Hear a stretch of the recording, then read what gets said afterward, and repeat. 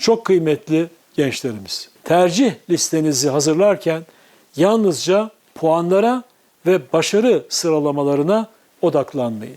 Tercih sürecinde en güvenilir yol arkadaşlarınızdan biri YÖK Atlas olacaktır.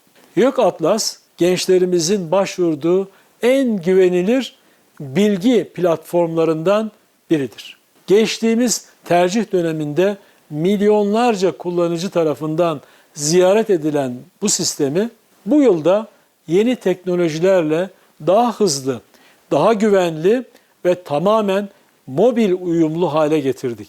Artık cep telefonunuzdan da tercih listenizi oluşturabilir, programları karşılaştırabilir ve tercihlerinizi çok daha kolay planlayabilirsiniz. Kararlarınızı resmi verilere mutlaka dayandırmalısınız.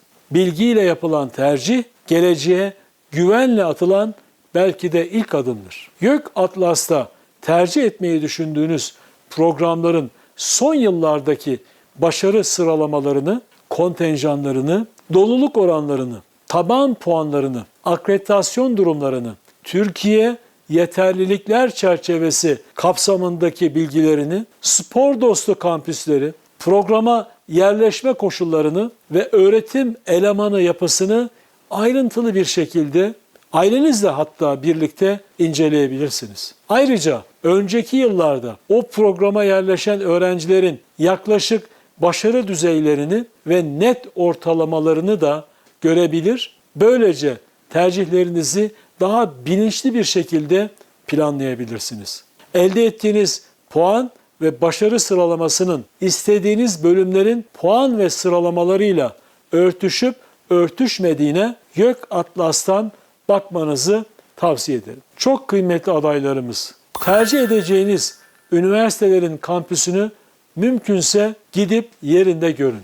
Akademisyenlere derslerin nasıl işlendiğini, öğrencilerin projelere nasıl katıldığını ve mezunların hangi alanlara yöneldiğini mutlaka sorun. Burslu bir vakıf üniversitesi programını eğer düşünüyorsanız, bursun devam şartlarını, burs süresini ve ek ücretleri mutlaka inceleyin.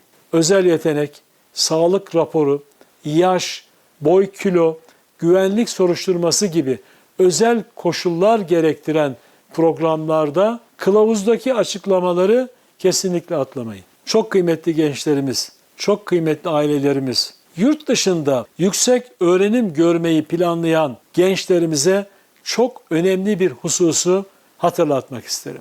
Yurt dışında eğitim kararı geleceğinizi şekillendirecek önemli bir adım ve yatırımdır. Bu nedenle tercih edeceğiniz üniversitenin Yükseköğretim Kurulu tarafından tanınıp tanınmadığını eğitime başlamadan önce mutlaka kontrol etmelisiniz. Yükseköğretim Kurulu tarafından tanınmayan yükseköğretim kurumlarından alınan diplomalara denklik verilmesi mümkün değildir. Bu nedenle tercih sürecinde atacağınız ilk adım üniversitenin tanınırlık durumunu teyit etmek olmalıdır. Bu sorgulamayı E-Devlet kapısı üzerinden sunulan okul tanıma belgesi sorgulama hizmeti aracılığıyla kolaylıkla yapabilirsiniz. Şunu açık ve net ifade etmek isterim ki herhangi bir üniversite veya program için önceden denklik garantisi verilmesi söz konusu değildir.